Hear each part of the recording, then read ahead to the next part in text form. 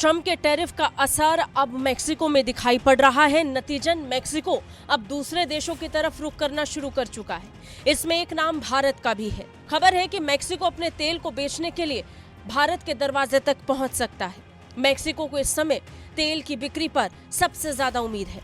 Mexico की सरकारी तेल कंपनी पेमेक्स दुनिया की सबसे बड़ी कंपनियों में से एक है। उसने अमेरिकी राष्ट्रपति डोनाल्ड ट्रंप की ओर से लगाए गए 25% टैरिफ के बाद अपने कच्चे तेल के लिए विकल्पों को ढूंढना शुरू कर दिया है। इसमें एक नाम भारत और चीन का भी शामिल हो रहा है। पेमेक्स के अधिकांश कच्चे तेल का निर्यात पहले अमेरिका को किया जाता था, लेकिन अमेरिका की तरफ से लगाया गया 25% टैरिफ इस समय मेक्सिको के लिए सरदर्द बन गया है। लिहाजा मेक्सिको अब नए बाजार की तलाश में है।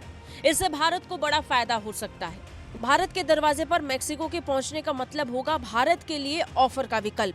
जी हां, रूस और यूक्रेन के बीच जिस तरीके से युद्ध छिड़ा और युद्ध के बाद रूसी तेल को लेकर विवाद दुनिया में मचा रहा, तो उसके बाद सबसे ज्यादा फायदा भारत को ही हुआ। रूस ने सस्ते दाम पर भारत को तेल बेचना शुरू किया। अब लगभग ऐसी ही स्थिति अमेरिका और मेक्सिको के बीच में भी बन चुकी है।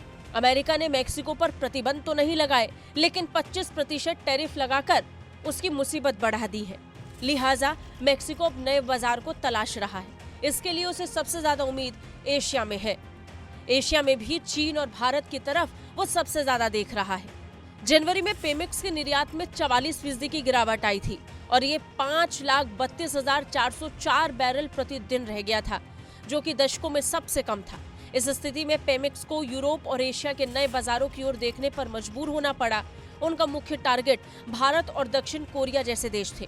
इसी बीच पेमेक्स के एक वरिष्ठ अधिकारी ने बताया कि कंपनी अब चीन, भारत, दक्षिण कोरिया और यूरोप में संभावित खरीदारों से बातचीत कर रही है, ताकि अमेरिका के टैरिफ का मुकाबला किया जा सके और कंपनी कम से कम नुकसान उठा सके। बता दें, टैरिफ के बावजूद पेमेक्स ने अपने अमेरिकी ग्राहकों को किसी भी प्रकार की छूट देने से इनकार भी किया है। इसके बजाय उसने अब मौजूदा अनुबंध समाप्त करने की संभावना को भी जाहिर कर दिया है और इसके लिए एशिया और यूरोप की तरफ शिफ्ट करने के संकेत भी दे दिए हैं। अब ऐसे में अगर एशिया में बाजार को ढूंढने के लिए मेक्सिको अलग अलग देशों की तरफ जाता है, तो उसमें प्राथमिकताओं में भारत भी होगा, जिसमें नेगोशिएशन के जरिए से भारत निश्चित ही अपना फायदा करा सकता है। ब्यूरो रिपोर्ट, भारत तक।